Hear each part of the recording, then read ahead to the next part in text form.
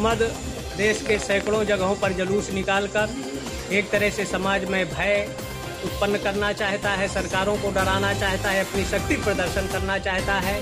तो ये 100 करोड़ सनातनी हैं जो किसी भी स्थिति में झुकने वाले नहीं हैं, जिसमें 70 करोड़ बिल्कुल सशक्त हैं, देशभक्त हैं, देश की एकता अखंडता के लिए मर मिटने के लिए तैयार हैं। जिसमें हमारे 5 करोड़ साधु संत हैं, 7 अखाड़े के फौज है और खड़ दर्शन के ऐसे 10 करोड़ साधु संत हैं देश की एकता अखंडता चमन के लिए। जैसे कभी भगत सिंह, राजगुरु, सुखदेव, सुभाष चंद्र, रानी लक्ष्मीबाई जैसे अनेक तत्या टोपे, शिवाजी देश की एकता अखंडता के लिए कार्य किया। वर्तमान में ऐसे सनातन धर्म की रक्षा सुरक्षा और कोई अराजकता उत्पन्न करना चाहता है, कानून हाथ में लेना चाहता है, बांग्लादेश, लंका या नेपाल का स्वप्न देखता है, वो किसी भी स्थिति में भारत में सफल नहीं होने दिया जाएगा। उनको रोका जाएगा, टोका जाएगा, नहीं समझेंगे तो उनको ठोक दिया जाएगा, जिससे भारत का अमन चैन सद्भाव बना रहे। गुरुजी, आई लव मोहम्मद के नाम पर कितनी बड़ी साजिश रची जा रही है इस देश में? ये जो अंदर बैठे हैं विधर्मी, उनके आका लोग, कुछ देश के कुछ बाहरी, उसमें अरबों रुपया खर्चा किया जा रहा है कि भारत में अस्थिरता पैदा करो, देश की संपत्ति को नष्ट करो।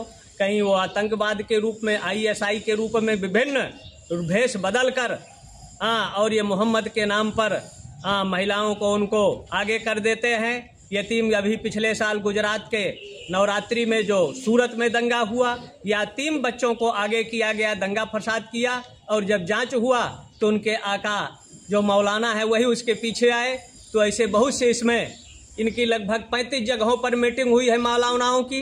विदेशों से अरबों रुपया आ रहा है कि भारत सरकार को अस्थिर करो, हिंदुओं को अस्थिर करो, उनकी संपत्ति हड़पो, उनकी बहन बेटियों को 10 लाख इस देश की हिंदू बेटियों को बेचा जाता है, किडनैप किया जाता है, उनके अंगों को चीर कर बेचा जाता है। तो ये विशेष जांच का विषय है, और जांच के बाद जो आ जाए, पकड़ में आवे, तो उनकी संपत्ति, अभी जैसे गोड़ा में हुआ, उन्होंने धर्मांतरण के नाम पर अरबों का विदेशों से खेल हुआ, ऐसे इसके पीछे बहुत बड़ी साजिश है भारत को अस्थिर करने के लिए चुनी हुई सरकारों को और इस देश के हिंदुओं को बांटने के लिए।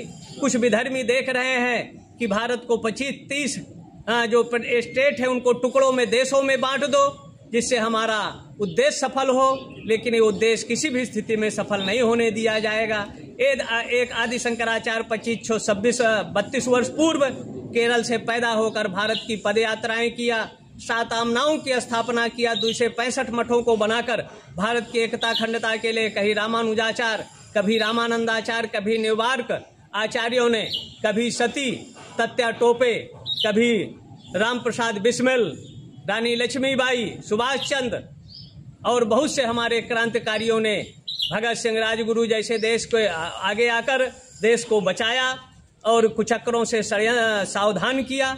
आज आई लव मोहम्मद के नाम पर अराजकता पैदा करना चाहते हैं, संपत्ति नष्ट करना चाहते हैं, उनका जवाब दिया जाएगा।